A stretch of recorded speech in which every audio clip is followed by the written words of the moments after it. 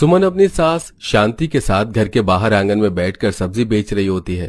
तभी वहां किसी काम से सपना बाहर आती है और वो लोग देखते हैं कि नौकरानी के आते ही आशा उन्हें जताते हुए अपनी नौकरानी को सुना रही है। अब आई है, मैंने तुझे बोला था ना आज घर में सुनार आ रहा है, फिर भी इतना लेट आई है। जानती है ना 4 महीने बाद मेरा 50वां जन्मदिन आ रहा है। उनका अगर 50वां जन्मदिन आ रहा है तो हमें क्यों सुनाकर बोल रही है। अब कुछ ही देर में शांति ठेले पर सब्जी रखती है और उन्हें बेचने के लिए चली जाती है। तो वहीं आशा के घर सुनार आता है और आशा अपने लिए महंगे गहने देखती है। आप दाम की चिंता मत कीजिए, बस मुझे अच्छे गहने दिखाइए। मेरा 50वां जन्मदिन है, मैं खुद को गहने गिफ्ट करना चाहती हूँ और अपनी गरीब बहन उर्फ देवरानी को दिखाना भी चाहती हूँ। जब आशा गहने देख रही होती है तो उसकी नौकरानी जो उन दोनों के लिए चाय लाती है, चाय देकर वहीं नीचे बैठ जाती है। इसी तरह कुछ दिन बीत जाते हैं और एक दिन शांति अपनी दोनों बहुओं के साथ सिलाई का सामान खरीदने मार्केट जाती है और वहां उनकी मुलाकात आशा से होती है। अरे तीनों सास बहू मार्केट में। सुमन बहू, फिर सिलाई का सामान लेने आई हो क्या? अगर सिलाई का ही सामान लेना था तो अकेली आ जाती। बहू, हम दूसरी तरफ चलते हैं, यहाँ बहुत बड़े बड़े मॉल हैं और बड़े लोग हैं। अब तीनों सास बहू वहां से दूसरी तरफ जाती हैं। मुझे कुछ समझ नहीं आता, उनके पास सब कुछ है फिर भी हमें हर चीज का शो ऑफ क्यों करती हैं? कहने को दोनों जुड़वा बहन है पर जमीन आसमान का फर्क है दोनों में। इतना बोल सपना, शांति, सुमन मार्केट से कुछ प्लेन कपड़े और सिलाई का सामान घर लेकर आते हैं। तो वहीं आशा को मॉल के महंगे कपड़े पसंद नहीं आते। वो मॉल के शीशे के सामने खड़ी होकर ड्रेस लगा लगा कर देखती है। मेरा 50वां जन्मदिन है, मेरे बेटे बहू शहर से आएंगे स्पेशल मेरे लिए। अब क्या मैं अपने बहू बेटे को ऐसे कपड़े दूंगी या अपने बर्थडे पर खुद ऐसे कपड़े पहनूंगी? मुझे तो कुछ पसंद ही नहीं आ रहा। अगर मैडम आपको कुछ पसंद नहीं आ रहा है तो आप किसी डिजाइनर से अपने लिए कपड़े डिजाइन करवा लीजिए। वैसे भी आपका 50वां जन्मदिन है। आशा को दुकानदार का आइडिया काफी पसंद आता है और कुछ ही देर में आशा घर पहुंचती है, जहां वो उन तीनों सास बहू को भी घर में जाते हुए देख सुनाना शुरू कर देती है। बेचारे कुछ गरीब लोग इतने सस्ते कपड़े लाकर बहू से सिलवा लेते हैं कि क्या बताऊं। वैसे हम दोनों देवरानी जेठानी के साथ ही जुड़वा बहन भी हैं। हम दोनों का ही 50वां जन्मदिन है, पर लगता नहीं कि इस बार भी तुम अपना 50वां जन्मदिन मना पाओगी। मैंने तो सोच लिया है कि मैं अपने घर डिजाइनर बुलवाऊंगी और अपने 50वें जन्मदिन पर डिजाइनर कपड़े पहनूंगी। अच्छी बात है मौसी जी कि आप अपने 50वें जन्मदिन पर इतने महंगे कपड़े पहनोगी, पर हमें सुनाने की जरूरत नहीं। सपना आशा को सुनाकर अपने परिवार के साथ घर में जाती है। शांति अपने कमरे में जाकर बैठकर अपने पति की फोटो देखकर रोने लगती है। आप मुझे छोड़कर क्यों चले गए? देखिए कैसे मेरी बहन हर वक्त मुझे सुनाती है। अगर आज आप होते तो वो मुझे सुना नहीं पाती। अपनी सास को रोता देख गेट पर खड़ी सपना को बहुत बुरा लगता है। तो वहीं सुमन को भी जब भी 5 मिनट 10 मिनट खाली समय मिलता है तो वो प्रेगनेंसी में भी अपने कमरे में जाकर सिलाई करने के लिए बैठ जाती है और कस्टमर के कपड़े सिलती है। तो वहीं सपना अपने कमरे में बैठी अपने पति से कहती है, मौसी जी और माँ जी दोनों ही जुड़वा बहन हैं। अगर मौसी जी का 50वां जन्मदिन है तो माँ जी का भी तो 50वां जन्मदिन होगा। मुझे बहुत बुरा लगता है जब वो पापा जी की फोटो को देखकर रोती हैं। वो किसी से बात भी नहीं करती, सब्जी बेचने के लिए बाजार जाती हैं और वापस आ जाती हैं। हम ऐसा क्या करें कि उनके चेहरे पर खुशी आ जाए? ये तो मैं भी नहीं जानता। जब से पापा गए हैं तब से माँ ऐसे ही अकेले उदास रहती है। पवन से बात करके भी सपना को समझ नहीं आता कि वो अपनी सास के चेहरे की खुशी कैसे लाए। सुबह होते ही एक बार फिर शांति सब्जी बेचने के लिए बाजार जाती है और सुमन भी सिलाई मशीन लेकर आंगन में सब्जी बेचने के लिए बैठ जाती है। दीदी, आप कितनी मेहनत करती हैं, इतनी धूप और गर्मी में भी घर के बाहर बैठी हैं और ऐसी हालत में सिलाई कर रही हैं, साथ में सब्जी भी बेच रही हैं। आखिर आप इतनी मेहनत क्यों कर रही हैं? सपना, मेरे पास अब ज्यादा समय नहीं है। 1 महीने बाद ही माँ जी का भी 50वां जन्मदिन है और मैं चाहती हूँ कि मैं उनके जन्मदिन पर उन्हें एक बहुत अच्छी ड्रेस गिफ्ट करूँ। वैसे भी पापा जी का सपना था कि माँ जी का 50वां जन्मदिन वो इतने अच्छे से मनाए कि मौसी जी बस देखती रह जाएं। पापा जी का सपना? कैसा सपना दीदी? सुमन सिलाई करते हुए सपना को सब बताती है। जब माँ जी का 48वां जन्मदिन था तब तक पूरा परिवार एक साथ था, पर मौसी जी ने चालाकी से माँ जी के हिस्से की प्रॉपर्टी भी अपने नाम करवा ली और अपने आलिशान बर्थडे पार्टी के साथ उन्होंने हम सबको घर से भी बाहर निकाल दिया। तब पापा जी ने मौसी जी से कहा था कि वो माँ जी का 50वां जन्मदिन इतने अच्छे से मनाएंगे कि मौसी जी बस देखती रह जाएंगे। पर पापा जी तो ये सदमा ही बर्दाश्त ना कर सके और कुछ दिनों बाद उनका देहांत हो गया और अब माँ जी का 50वां जन्मदिन आ रहा है, इसलिए माँ जी और ज्यादा उदास रहने लगी हैं, क्योंकि उन्हें पापा जी की याद आती है। लो, माँ जी आ गई। बहू, ठेले की कुछ सब्जियां खत्म हो गई हैं, ठेले पर थोड़े से मिर्च, नींबू और टमाटर भी रख देना, शाम होने को है, बाजार भी जाना है। माँ जी, क्या आज मैं भी आपके साथ चलूं? शांति सपना की बातों का कोई जवाब नहीं देती। कुछ ही देर में शांति जब ठेला लेकर बाजार के लिए निकलने लगती है तो सपना भी अपनी सास के साथ बाजार जाती है। सभी सब्जी वाले आवाज देकर ग्राहकों को अपनी ओर खींच रहे थे, पर शांति आराम से बैठी थी और जब ग्राहक उसके पास आते तो वो सब्जी देती। ये देख सपना को बहुत बुरा लगता है और उसे अपनी जेठानी की बात याद आती है, जिसके बाद वो ग्राहकों को आवाज देकर जमा करने लगती है। सिर्फ 20 रुपए किलो टमाटर, आओ छांटो छांटो। बहन जरा 2 किलो टमाटर करना। और तुम शांति बहन की बहू हो क्या? अच्छा हुआ जो तुम भी सब्जी बेचने के लिए आ गई, वरना शांति बहन तो चुपचाप बैठी रहती है। सब्जी बिकी तो भी सही, नहीं बिकी तो भी सही। जब भाई साहब जिंदा थे तो सबसे ज्यादा भीड़ होती थी उनके पास, पर अब देखो।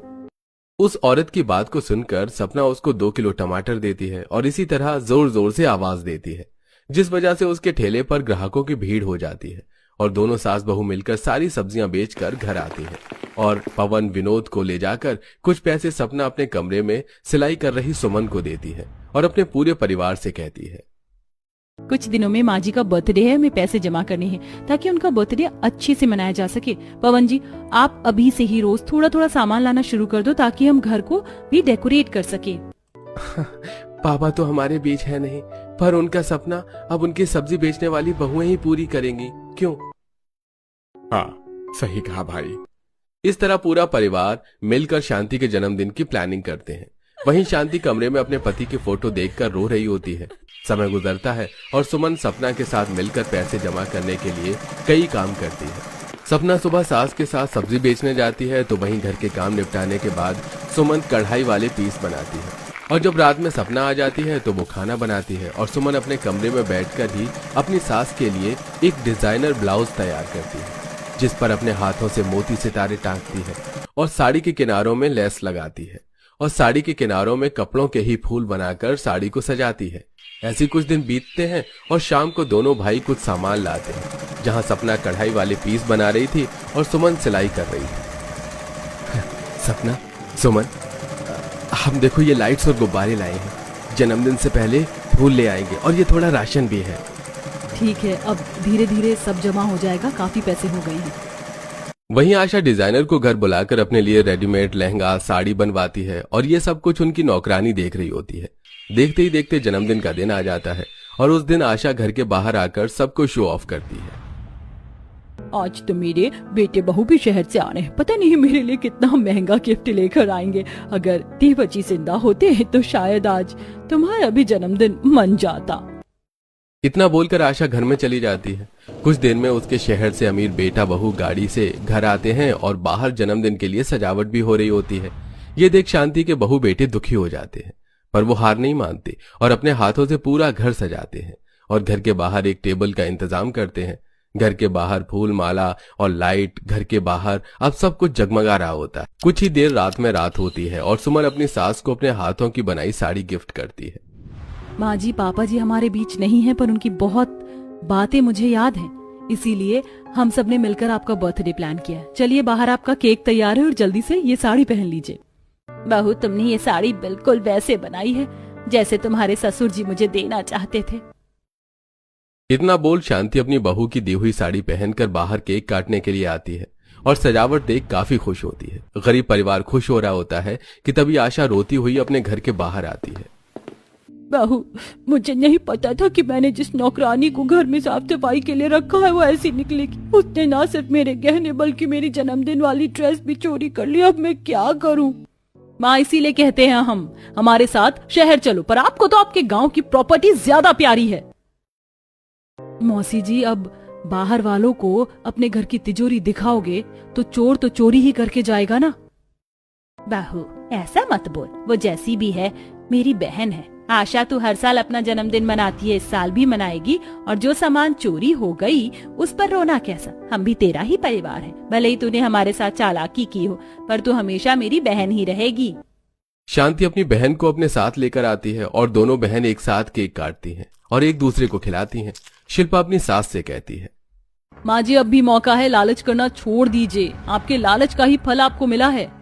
मौसी जी आप चिंता मत कीजिए, मैं उस चोर को ढूंढ के रहूंगा। पवन इतना कहता ही है कि वही नौकरानी सारा सामान लेकर आती है और उससे माफी भी मांगती है। इतना सारा सामान देखकर बस थोड़ा सा लालच आ गया था, पर मेरे जमीन ने मुझे एहसास दिलाया मैं गलत कर रही हूँ, मैं चोर नहीं हूँ। मैंने आपका सामान आपको लौटा दिया, मुझे पुलिस के हवाले मत करना।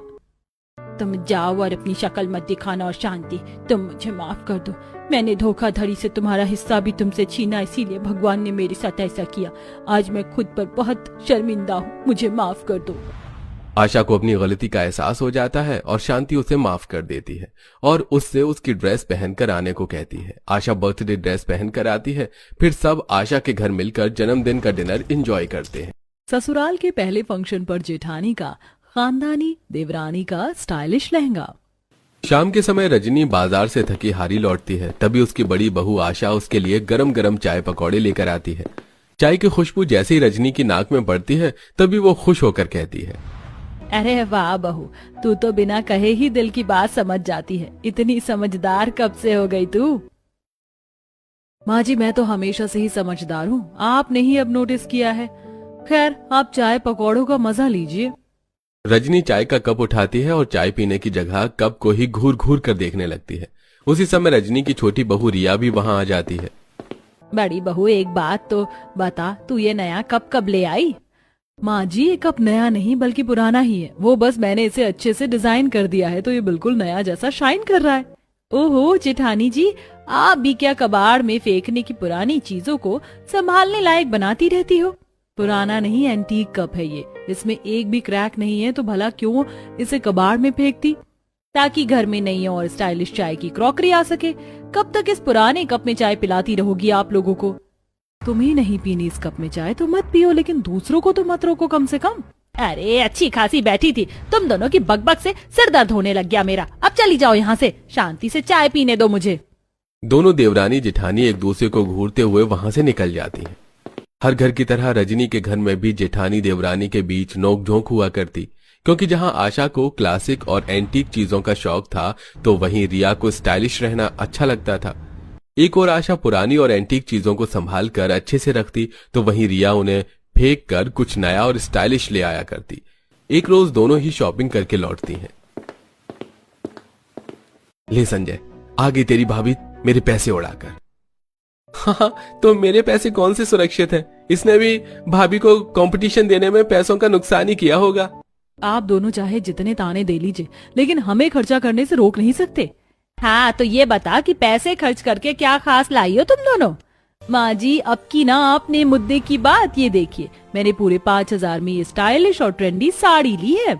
रिया साड़ी निकालकर रजनी को दिखाने लगती है तो वहीं आशा भी अपनी लाई हुई साड़ी रजनी को दिखाकर कहती है, माँ जी उसे छोड़िए, आप ये देखिए बिल्कुल रॉयल और क्लासिक फैशन की साड़ी। आपको पता है कि इसकी खास बात ये है कि इसे चाहे आप पहनो या मैं, दोनों पर ही परफेक्ट खिलेगी। सच में बहू ये तो बहुत अच्छी है। अरे क्या खाक अच्छा है, भला एक स्टाइल की साड़ी 2 उम्र के लोगों पर कैसी अच्छी लग सकती है? मुझे तुमसे ज्यादा फैशन की समझ है। तुम्हारी तरह स्टाइलिश दिखने के चक्कर में मैं खरीदारी नहीं करती। ये जो तुमने साड़ी ली है ना, 2 बार से ज्यादा पहन नहीं पाओगी इसे। जेठानी जी मुझे फैशन की सलाह आप ना ही दें तो अच्छा है। अब लगता है इनकी बहस तो लंबी चलेगी। हाँ भैया चलिए हम थोड़ा टहल कर आते हैं, इनका इलाज तो माँ ही करेंगी। देवरानी जेठानी की बहस देखकर दोनों भाई साइड से निकल जाते हैं तो वहीं रजनी अपने दोनों हाथों से दोनों का मुंह बंद करके कहती है, जब फैशन का इतना ज्ञान भरा पड़ा है दिमाग में तो दोनों फैशन डिजाइनर क्यों नहीं बन गई? शादी करके यहाँ आ गई मेरा दिमाग खाने, इससे पहले कि मैं अपना सर नोचने लगूं। जाकर रसोई संभालो चलो। ठीक है माँ जी। दोनों देवरानी जेठानी अपनी साड़ियां लेकर अपनी सास के सामने से 9-11 हो जाती हैं। बीतते समय के साथ फैशन को लेकर दोनों देवरानी जेठानी की नोक-झोंक यूं ही बरकरार रहती है। एक रात दोनों टेबल पर खाना लगा रही होती हैं, तभी घर में अपने सास ससुर को न देखकर आशा कहती है, ये माँ जी पापा जी कहीं दिखाई नहीं दे रहे, कहीं गए हैं क्या? हाँ भाभी, वो अगले हफ्ते माँ पापा की शादी की सालगिरह है ना, तो उसके फंक्शन के लिए माँ पापा को मनाने के लिए आइसक्रीम खिलाने लेकर गए हैं। अरे वाह, पापा जी तो बहुत रोमांटिक है, कुछ सीखो उनसे। अच्छा, जब माँ जी की शादी की सालगिरह का फंक्शन है तो पार्टी शानदार होगी। पार्टी का बाद में सोचना, पहले खाना परोस दो, बहुत भूख लगी है। आशा सभी को खाना परोसती है और चारों सालगिरह की बात करते हुए खाना खाते हैं। अगले दिन दोनों जेठानी देवरानी सास की सालगिरह के फंक्शन में पहनने के लिए कपड़ों को लेकर बातचीत करते हुए कहती हैं। हमारा ये ससुराल में पहला फंक्शन होगा तो हमें कुछ हटके, कुछ अनोखा पहनना चाहिए ना? बिल्कुल नहीं, ये माँ जी का खास दिन है, उन्हें ही अच्छे से तैयार होना चाहिए। जेठानी जी, हम भी तो माँ जी की बहुएं हैं, तो माँ जी के बाद तो हम ही पार्टी में सबसे बेहतर दिखने चाहिए ना? हाँ, तो फिर चलते हैं शॉपिंग करने। इस बार साड़ी नहीं, अच्छा सा सूट या लहंगा खरीदेंगे। जेठानी जी, ये तो आपने मेरे मन की बात कह दी। दोनों की बातचीत चली रही होती है कि तभी रजनी एक बड़ा सा बैग लेकर कमरे में आती है। उसकी दोनों बहुओं की नजर उस बैग पर ही टिकी होती है। तभी रजनी कहती है, अरे ऐसे घूर घूर कर क्या देख रही हो? तुम्हें मारने के लिए बम नहीं लाई हूँ इसमें। हाँ तो माँ जी, क्या है इसमें? इसमें पुश्तैनी लहंगा है जो मैं तुम दोनों को देने के लिए लाई हूँ। देखो, वैसे तो लहंगा थोड़ा पुराना है लेकिन पुश्तैनी है, और तुम दोनों का ससुराल में पहला फंक्शन है तो मुझे अच्छा लगेगा कि तुम में से कोई भी ये लहंगा पहनेगा। तो वैसे माँ जी, हम दोनों सोच ही रहे थे कि फंक्शन में क्या पहने, तभी आप आ गई। हाँ तो अब देख लेना कि ये लहंगा किसको पहनना है, और हाँ, हर बार की तरह लड़ने मत लगना। इतना कहकर रजनी वहां से चली जाती है। तो उसके जाते ही दोनों खुशी खुशी तेजी में बैग से लहंगा निकालती हैं, तो उनके होश ही उड़ जाते हैं। ये पुश्तैनी लहंगा मुझे बाबा आदम के जमाने का क्यों लग रहा है? अरे धीरे बोलो, माँ जी ने सुन लिया तो गुस्से में तिलमिलाती हुई यहाँ आ जाएंगी। हाँ तो और क्या कहूँ, इस बरसों पुराने लहंगे के लिए हम दोनों लड़ेंगे? कभी नहीं। अरे इतना भी खराब फैशन सेंस नहीं है हमारा। कह तो सही रही हो, लेकिन माँ जी ने बहुत प्यार से ये पुश्तैनी लहंगा हमें पहनने को दिया है। अगर हम में से कोई नहीं पहनेगा इसे तो उन्हें कितना बुरा लगेगा। जेठानी जी, क्या हो गया है आपको? अरे इसे पहनकर फंक्शन में मुझे अपनी जगहसाई नहीं करवानी। इसे वापस बैग में डालो और रख दो कोने में। कुछ भी बोल रही हो तुम। एक काम करते हैं, दोनों इसे एक बार पहनकर देखते हैं, क्या पता पहनने के बाद ही अच्छा लगे। बहुत खराब आइडिया है जेठानी जी। अरे ये देखने में ही इतना बकवास लग रहा है, अगर हमने पहन लिया तो किसी बंजारन से कम नहीं लगेंगे। अरे मुझे नमूना बनने का कोई शौक नहीं है। ये बड़बड़ाते हुए रिया वहां से चली जाती है। तो वहीं आशा लहंगा उठाकर शीशे के सामने जाकर अपने ऊपर रखकर देखती है तो उसका मुंह भी बन जाता है। फंक्शन का दिन करीब आने लगता है। जहां रिया फंक्शन में सबसे सुंदर दिखने के लिए डिजाइनर से स्टाइलिश लहंगा सिलवाने को देती है, तो वहीं आशा उस पुश्तैनी लहंगों को पहनने लायक बनाने की कोशिश करती है, जिसके लिए वो सबसे पहले लहंगे को ड्राई क्लीनिंग के लिए भेजती है, जिससे उसका रंग ढंग से निखर कर आता है। फिर लहंगे की बिखरी हुई लेस को ढंग से लगाती है। अब फंक्शन का दिन आता है। घर का साज सजावट बहुत अच्छे से की जाती है। रजनी के सारे रिश्तेदार और सहेलियां उस फंक्शन में आते हैं। रजनी और उसका पति अच्छे से तैयार होकर पार्टी में आते हैं, तो वहीं रिया भी अपना स्टाइलिश लहंगा जो कि बैकलेस और स्लीवलेस होता है उसे पहनकर पार्टी में आती है, जिससे सभी उसे घूर घूर कर देखने लगते हैं। लगता है मैं कुछ ज्यादा ही सुंदर लग रही हूँ, तभी सब इस तरह देख रहे हैं। वैसे सभी आ गए हैं, जेठानी जी कहाँ रह गई हैं? रिया आशा को ढूंढने के लिए उसके कमरे की तरफ जाती है।